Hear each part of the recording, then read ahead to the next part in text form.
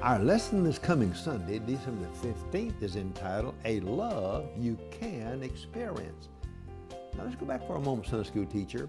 Our first lesson was a problem we can't solve, and another was a gift we can't give ourselves. And now the lesson this Sunday is about a love that we can experience. Now we couldn't solve our problem, and we couldn't give ourselves the gift of perfect righteousness, but here's a love that we can experience. But now this is not a self-love. This is not a self-love. It is going to be the love of God in Christ that we can experience, and that can transform our lives. And so therefore this is going to focus now on God's love for us. And Paul is going to say the amazing thing is God loved us when we weren't lovable.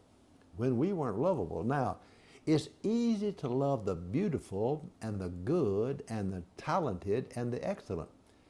As a professor, I love to have good students. Man, I'm telling you, it's wonderful to have good students. It's harder, though, to love and appreciate that knothead that doesn't want to study and goof around and make excuses. It's just not.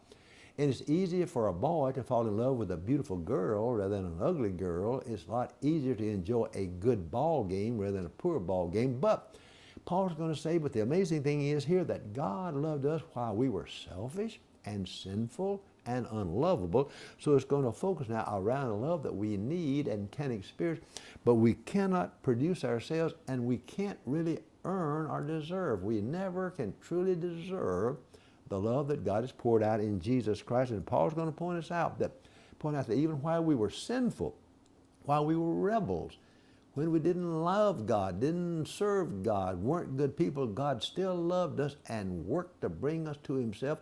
And this is what the lesson now focuses on this coming Sunday.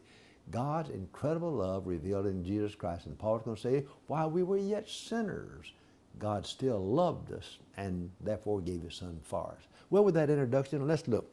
The lesson is all now based upon verses from chapter 5. The first focus is on verses 6, 7, and 8 of chapter 5. And Paul points out now to his readers that while we were sinful and helpless, not while we were beautiful and desirable and outstanding, gifted people that Christ loved us. No.